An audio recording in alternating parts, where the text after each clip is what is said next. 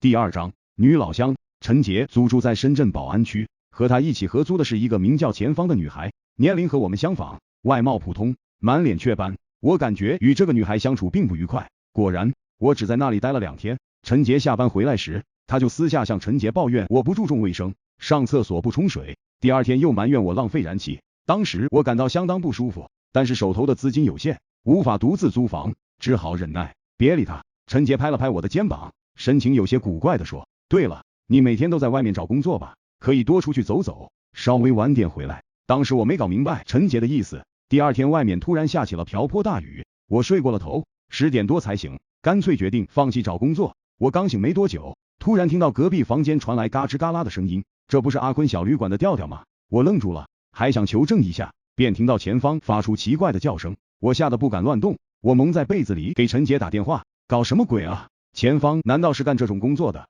陈杰嘿嘿贱笑，你想的太多了，那是她男朋友，之前和我是同事，搞机修的，跳槽到西丽去了，上夜班。他在西丽有宿舍，但是经常也来这边，你懂的。我知道了。我挂了电话，正想着是不是出去走走，突然听到隔壁传来一声巨响，然后是男女一起的尖叫声，听声音像是床塌了。我捂着被子笑出了猪叫声。不一会儿有人敲门，我起身开门，看到外面站着一个矮矮墩墩的小伙子，光着膀子，皮肤有点黑，憨憨的。他应该就是前方的机修工男友。他陪着笑脸说：“兄弟，能帮我搭把手吗？”隔壁房间里浓郁的荷尔蒙味还没散去，前方躲去了卫生间。我给小伙子打下手修床，这活很简单，就是憋笑比较难。我叫平威，永州人。床修好后，小伙子递给我一支烟，很客气。这事之后，我就比较低调，尽量白天早出晚归。只是人才市场只在上午有招聘会，下午我没地方去，手头的钱也不多，很是为难。深圳这边生活成本高，一个蛋炒饭都要12块。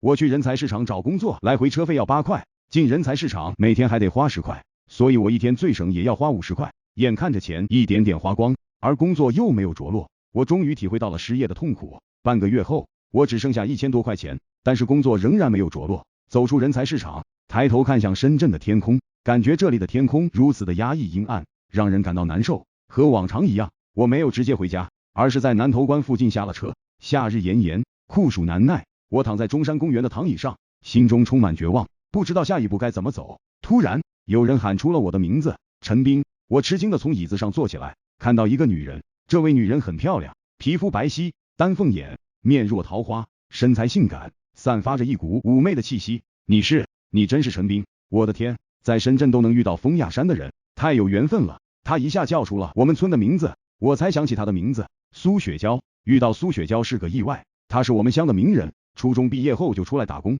几年功夫便发了财，可谓传奇。她的变化太大了，我难以将眼前这个性感漂亮的女人和当年那个土气的女同学联系起来。老乡见老乡，苏雪娇热情非凡，非要拉着我请吃饭。她开着一辆白色的雪佛兰科鲁兹，饭局地点在南山科技园。她点了菜后一直盯着我看，让我有点尴尬。你没怎么变啊，还是上学那会儿的样子。你的变化大，女大18变，我刚才完全认不出你。她笑了笑。当天她穿着一件浅黄色的 PL 衫，紧绷着，前面2团特别突兀。她把一盘扣肉挪到我面前，身子倾了过来。我一眼看到了2团白花花，赶紧扭头喝了一大口茶才压住，我的却饿了，所以没有客气。苏雪娇却没有怎么吃，她除了看我就是打电话。吃饱后，苏雪娇说坐一会儿再走，稍后有个朋友会过来。我听她打电话语气非常热情，一口一个姐的叫对方，给人家指路。电话挂断后，她却立刻变了脸，哼了一声，切，不就傍了一个老头吗？神气什么？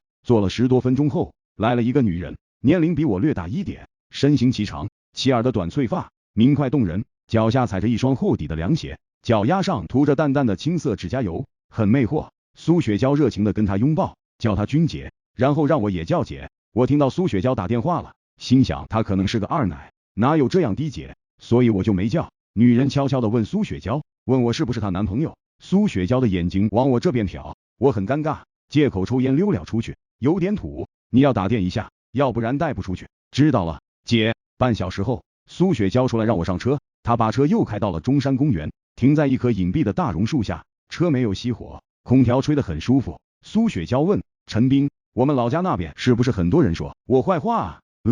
我不知道，我这些年一直在外面。她扭头斜眼看着我，你不老实，不过我不在意别人怎么说我。她又问你知道我为什么说你没变吗？我摇头，他笑道，因为你和女孩子说话脸还是会红，哈哈。他笑起来很魅惑，尤其是小小的 PL 衫根本捂不住那2团，我能嗅到从他身上散发出的香味，更能感受那如潮水一般的汹涌。我下意识就往外面挪，他妈的，陈斌，我身上有毒是不是？你躲那么远，我就那么遭你嫌弃？苏雪娇骂了一句。我没，我扭头离他略微近了一些，他忽然一伸手勾着我的脖子，把我的头摁在他胸前。我最厌恶伪君子，明明想看却躲躲藏藏。若干年后我对汽车空间的认知，可能都和那个炎热的下午有关。苏雪娇临走的时候说，妈的，我上学的那会儿就喜欢你，不敢有念头，因为我家太穷，怕你嫌弃。那天我是从南头关走回去的，我走到宝安车站附近，站在天桥上看着滚滚如潮水一般的车流，狠狠地给了自己一巴掌。我痛恨自己没管住下半身，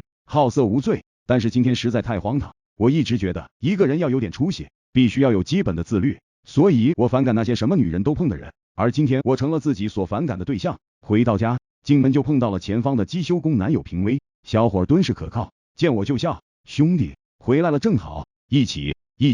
原来前方今天自己烧了晚饭，平威很热情，几乎是把我摁在了客厅的椅子上。他从房间里搬出一个大水桶，倒了2杯透明的液体，地瓜烧，永州特产，没有什么度数，你尝尝。喝到半醉，平威说，兄弟，找工作急不得，慢慢找，总能找到满意的。不管怎么说，兄弟还年轻，有本钱，怕个调。饭菜简单，地瓜烧有一股腐烂红薯的味道，但那天是我来深圳后第一次感觉到温暖。